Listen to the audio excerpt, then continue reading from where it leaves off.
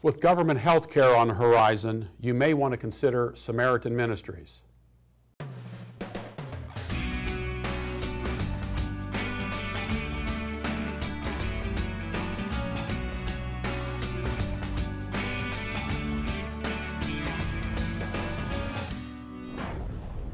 We're back with James Lansberry of Samaritan Ministries, and we're talking about health care, and we're talking about it because it's in the news and people are a little stymied by what's going to happen with this overhaul of the health care bill.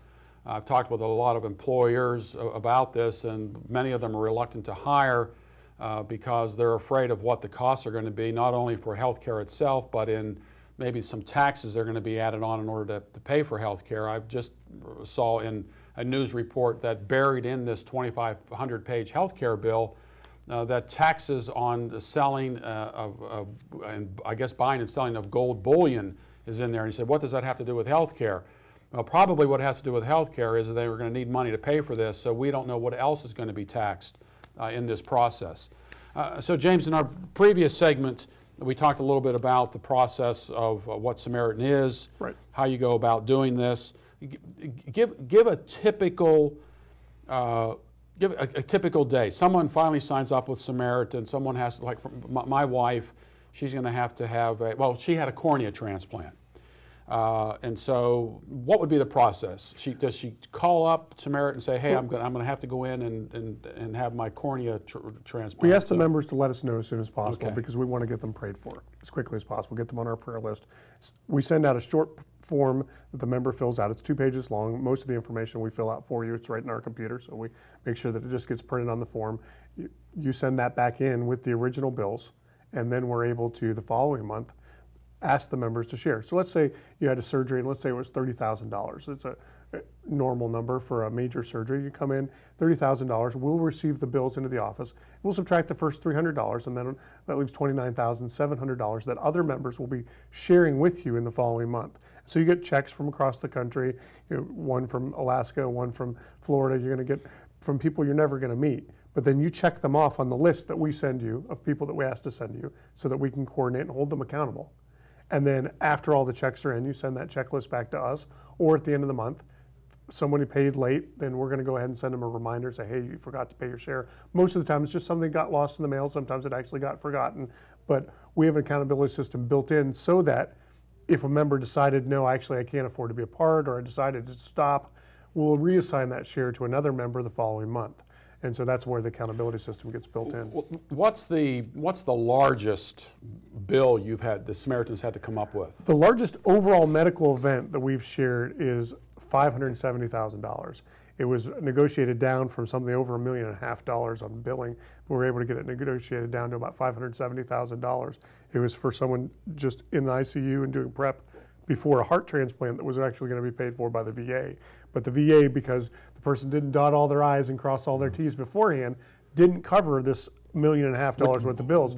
But Samaritan Ministries, which is a reminder, by the way, when the government gets involved in things, and they're the ones that determine what I's need to be dotted and what T's need to be crossed, we could be seeing a whole lot more of this. And so rather than fight with the VA, our member turned the bills into us, and we were able to negotiate a significant discount. But $570,000 went to this member, and they were able to get all those bills paid very quickly. Now, is there any time when you haven't been able to come up with the money to pay for a bill? We publish needs based on a calendar month. So all the needs we received this month in the month of July, we're going to share in the month of September. If for some reason that total number of bills is greater than our amount of shares, which is about $3.5 million, we'll publish an equal percentage of each particular bill.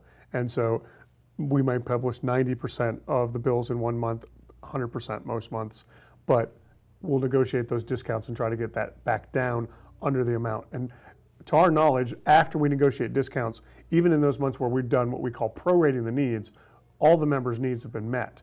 But that happens on a rare occasion. If it happens 3 consecutive months, the members get to vote on whether or not to raise the monthly share. Our monthly share just went up this last a couple of months ago to $320. The monthly share previously was $285, and it was that for 2.5 years between share increases. And so the members are seeing the needs get met, and God has been taking care of us in that point. Now, can it ever come back down again? It certainly can. It doesn't come back down on a permanent basis. Right now, we're looking at this month whether or not we're actually going to have enough needs to go with that new share amount. And so we may actually be publishing a share reduction, which means instead of sending $320, a family might only send $315 or $310 this coming month. Okay. Now, Samaritan has been in the news, as I mentioned. Time Magazine picked up the story, and not only your ministry but others.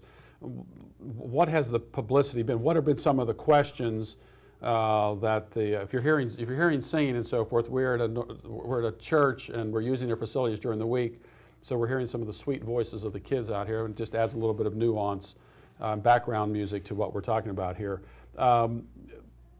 What are some of the questions that were asked, and give us some idea of the fairness of some of these articles? Well, the fairness of the articles can be difficult, and it depends on the news source. News sources range from somewhat liberal to very liberal for the most part, and Time Magazine somewhere in the middle there. The main concern often that gets brought up is whether or not we're regulated by the government. Insurance companies all have strict regulations by state insurance departments that they have to meet, and because we're a nonprofit charity, we don't have to meet those regulations. But again, the issue is whether or not the government belongs in those regulations and whether or not those regulations make you safer. We have members in all 50 states. We've never, up to this point, gotten a single complaint filed with the Department of Insurance in any of the 50 states. And I don't know of a single insurance company that can say that. Look, this is a voluntary enterprise here. Right. People are voluntarily opting in on both sides of the equation here. And they can voluntarily opt out at any point. So this is just typical. Oh, are you regulated? Well, anyway. So Time Magazine covered it, and I read it. I actually thought it was a pretty fair. It was a generally fair assessment from the Time Magazine. The quote they picked from the Illinois Insurance Commissioner was less than flattering toward the particular model, but he's very biased toward us, obviously, as an insurance regulator. And there was one factual error that they clarified in the next issue. There was an assertion that Samaritan Ministries turned people down based on their weight. And of course, we don't even gather weight data, so I don't know how we would even try to do that. Now, what kind of publicity did you get out of it? Did you see a spike in interest at Samaritan as a result? A little bit of a spike, but not much. Generally, a media source like Time Magazine, we don't have enough Christians who subscribe to those magazines that are actually going to try to join. But we have seen a few members from that. But then other media has come in after that. The Time Magazine story brought several other smaller market medias that came to talk to us, and including our own hometown paper, which I thought wrote one of the fairest and broadest pictures of healthcare sharing that I've ever seen. Now, is that up on your website? There's a link right up to it on our blog on the website at SamaritanMinistries.org. You can click on latest news and get to our blog, and page down a couple places. It's the Peoria Journal-Star, PJ Star we call it there in town, and they did a really fair, non-hatchet job, which I was really impressed with. Okay, again, for people to get in touch with you and say, hey, this is something I'd really like to do before we get into this healthcare business. Do you see anything in this particular bill that's going to possibly affect Samaritan? Well, the healthcare costs are all going to be driven up. All the cost drivers in the bill are going to make healthcare more expensive for everyone, and that's going to affect our members just like it's going to affect all Americans. It's a horrible way to reform healthcare, if you want to call it reform. The positive side, though, is that there is an exemption from the individual mandate for members of healthcare sharing ministries like Samaritan, so our members will be able to, without penalty, still be a part of what we're doing. So again, website and the phone number. Website is www.samaritanministries.org, and the phone number is 1-888-268-4377. Okay, thank you, James. Thanks, Gary.